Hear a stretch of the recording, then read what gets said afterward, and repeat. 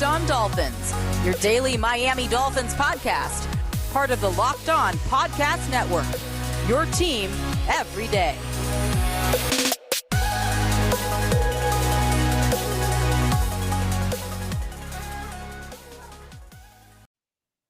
What's up, Dolphins fans, and welcome to this Tuesday, September 28th, 2021 edition of Locked On Dolphins. We are obviously back in the YouTube channel, Locked On Dolphins, here on the podcast feed. Make sure you hit like, subscribe if you're a video consumer. If you're an audio consumer, thanks for tuning in.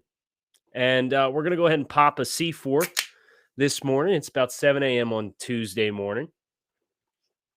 I'm your host here on Locked On Dolphins, Kyle Krabs, lifelong Miami Dolphins fan, managing editor of USA Today's Dolphins Wire, director of scouting at thedraftnetwork.com. And today's episode is brought to you by our friends at rockauto.com. Amazing selection, reliably low prices, and all of the parts your car will ever need at rockauto.com. Today on the show, I want to get into the magnitude of week 4. I think this is important to discuss. Yesterday, I've kind of punted on playoff aspirations for the time being.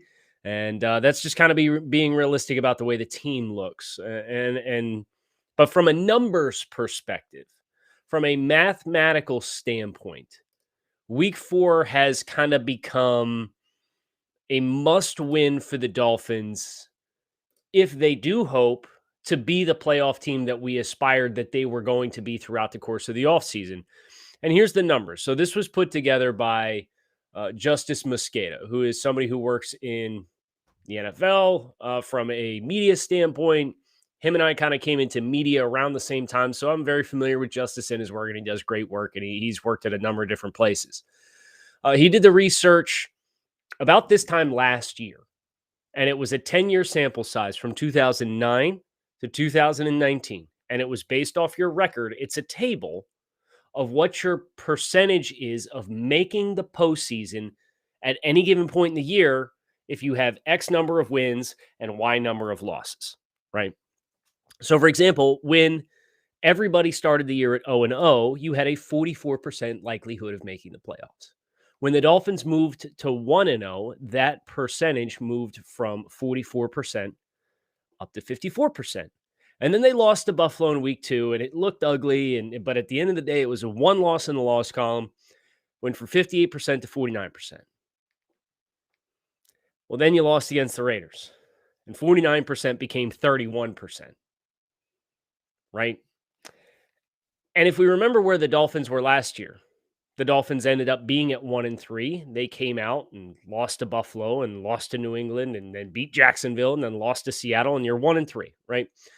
So the table runs from 2009 to 2019, does not even include last year's Dolphins team. If you're 1-3, you have a 16% chance of making the playoffs based on the last 10 years. And it's probably worse than that. And granted, this table works off of 16 games, right? So the 17th game, it does add a little bit of an unknown factor. But Miami right now at 1-2 is sitting at 31% likelihood of making the playoffs. You have Tampa Bay in week 5. If you lose and go to 1-3, it dips 15 per your percentages are halved from 31% to 16%. But if you win, it goes up to 45%. So if you're going to sit here and play the numbers game, right, and you draw out the schedule and you think, okay, well, you got Colts in week 4. If we can win that one, and then Tampa Bay in week 5, I don't think anybody's going to pick the Dolphins to win that one. And based on the way that they've played lately, they'd have no reason to pick the Dolphins to win that one. So now you're 2-3. Can you beat Jacksonville, get to 3-3? If you get to 3-3, you got 41%. And then you come home and you play the Atlanta Falcons. And if you move to 4-3, then you got 57%.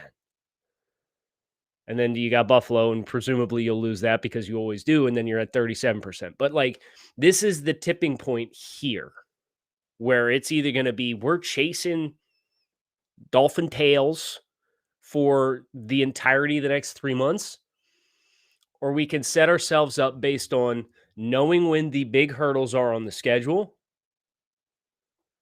to digest and absorb those if you take care of business against the teams that were expected before the season to take care of. And I know everybody kind of thought the Raiders were going to be one of those teams. Raiders look pretty good. And I think the defensive schematic changes that the Raiders have implemented, they did a nice job keeping everything in front and daring Miami to break tackles and create after the catch. And as you saw with the Jalen Waddle play in the end zone, which is a perfect example of an inaccurate, like, run after the catch and getting electric athletes the ball in space is great. But if they have to adjust and slow down to make that play in real time, you're going to set them up for failure because their ability to use that quickness and create that first misstep is eliminated because they have to adjust to the ball. And then the defender's got 3 steps coming downhill before your feet even touch the ground. And yes, from a micro analysis standpoint, you could say, well, Jalen shouldn't have caught the ball and all that. But you know what? At the same time, like, if it's a backwards pass and you deliberately don't catch it, it's either recovered for a fumble for a touchdown, or if it's a backwards pass and it goes out of the side of the end zone, it's a fumble out of bounds. It's a safety anyway. So I understand that that's kind of a tough call to make in real time when you're a rookie playing in your 3rd game. I'm not going to hold that against Jalen Waddle. So from a numbers perspective, from a playoff predictability standpoint, week 4, if you want to make the playoffs for the Miami Dolphins, is a must win. It's a must win. I think our goal right now should be finding a way to get to 3-3. And then, you've got Buffalo and Baltimore in weeks 8 and 10, and that's a tough stretch.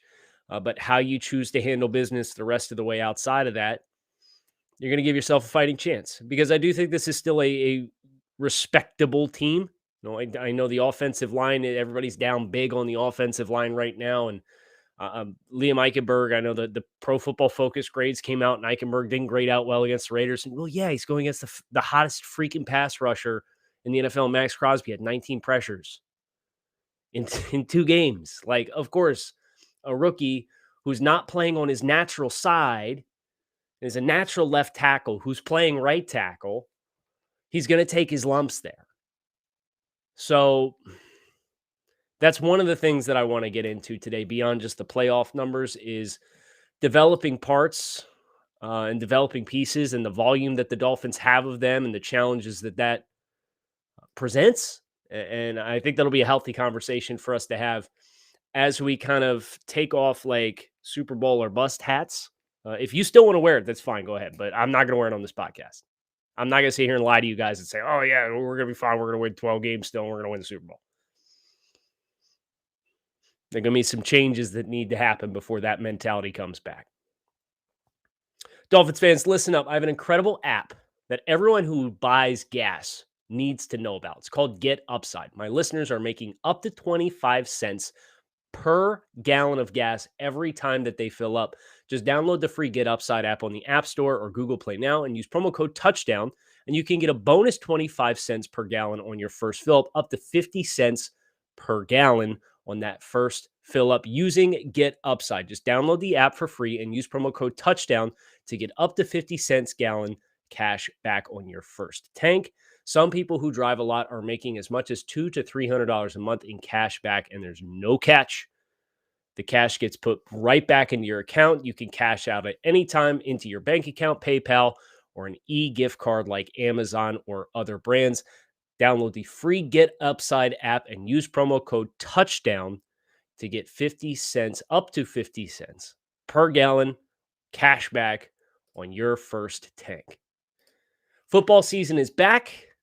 We did good in the college bets. I don't know if you guys check out the Money Down on Saturday mornings over at the Draft Network, but me and Joe Marino, he who shall not be named as a fan of that team in Northern New York, we do college picks against the spread every Saturday morning, and your guy went 9-4 in week 4 of college football, man. It's great. And I use my friends over at Bet Online to get my betting action in with a new updated site and interface with more odds, props, and contests.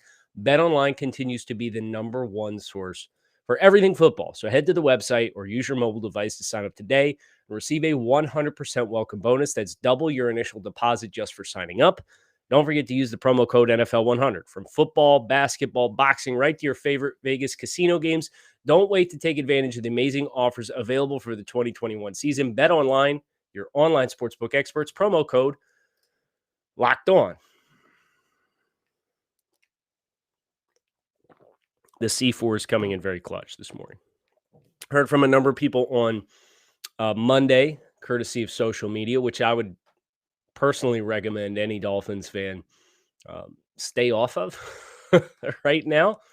It's tough on Twitter, man. There is so much negativity in this Dolphins fan base right now, and I understand why.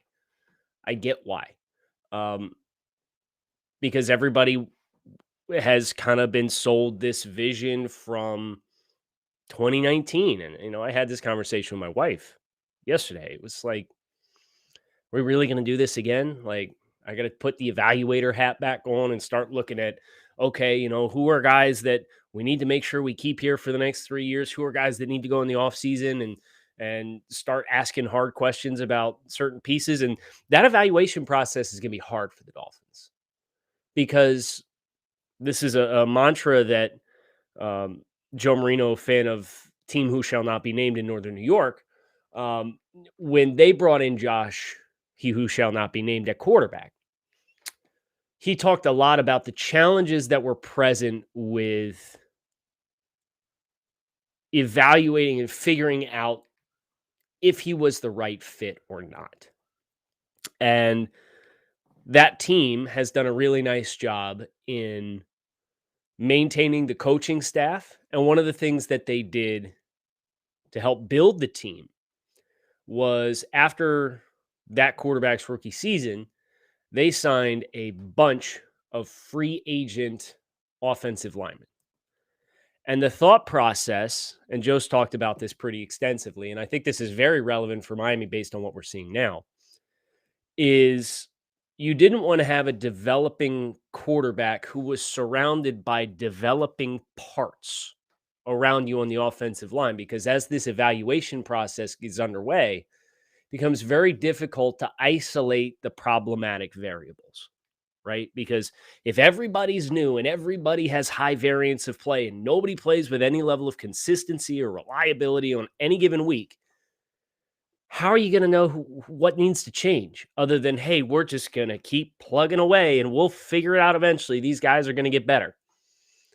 And I think that's very relevant for the Dolphins at this point in time, because you do have a second-year left tackle, and you have Jesse Davis, who's going to float around and play whatever, God knows what position on the offensive line on any given week.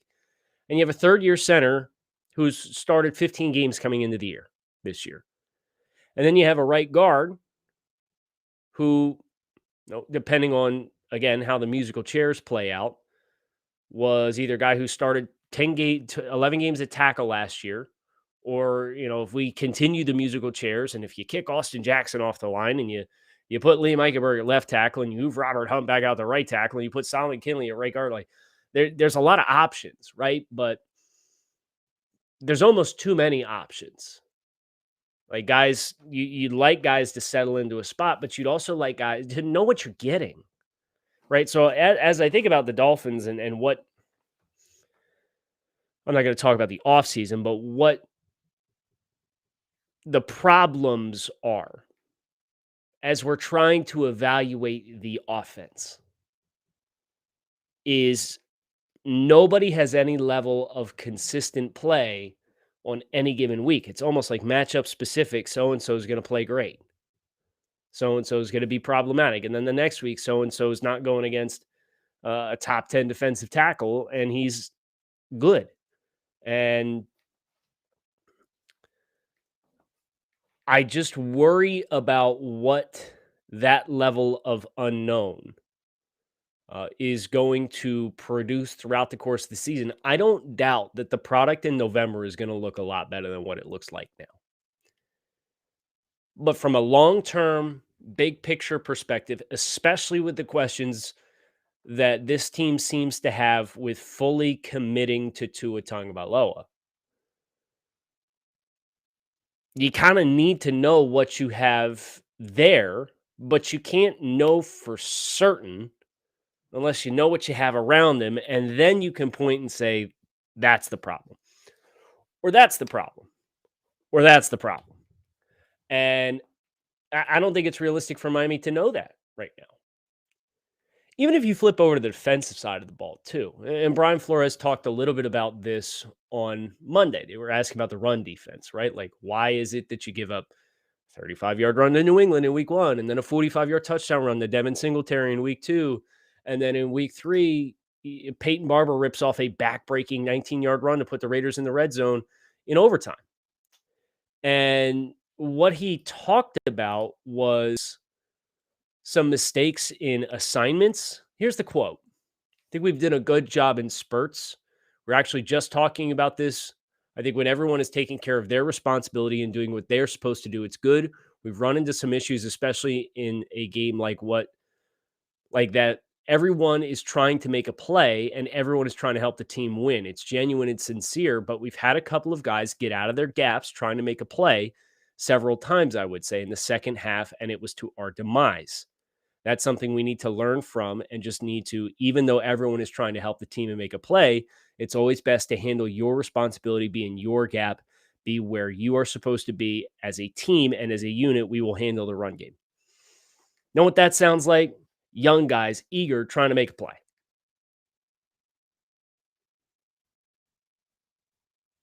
Well, your most experienced players from last year's defense, Bobby McCain, no longer here. Kyle Van Noy, no longer here. Shaq Lawson, no longer here. And I think from an X's and O's and a talent perspective versus a financial perspective, there was reason and justification to make those decisions. And the long-term scope is going to be for the benefit of the team. But when you do this everywhere on the roster, honestly, how many guys on the roster are over the age of 30? 3? And one of them's nose tackle, John Jenkins. When it's this committed to being this young, the growing pains are going to be real, and we're going to experience the growing pains. And the question is, how quickly can they evolve and grow past those? And unfortunately, I don't have a good answer for that, right? But that's going to be the story of the first half of the Dolphins season. RockAuto.com is a family business who's been providing auto parts customers with high-quality service online for the last 20 years. So whether you're shopping for engine control modules, brake parts, taillight, motor oil, or even new carpet for your classic or daily driver, RockAuto.com has everything you need in one easy-to-navigate catalog, and in just a few clicks, you can get everything delivered directly to your front door. Best of all, prices are the same at RockAuto.com for both professionals and do-it-yourselfers. So why would you shop anywhere else and spend up to twice as much for the same parts? So visit rockauto.com for all of your auto parts needs and write Locked On in their How Did You Hear About Us box so they know we sent you. Amazing selection, reliably low prices, and all the parts your car will ever need at rockauto.com. Please excuse the sip here on the C4.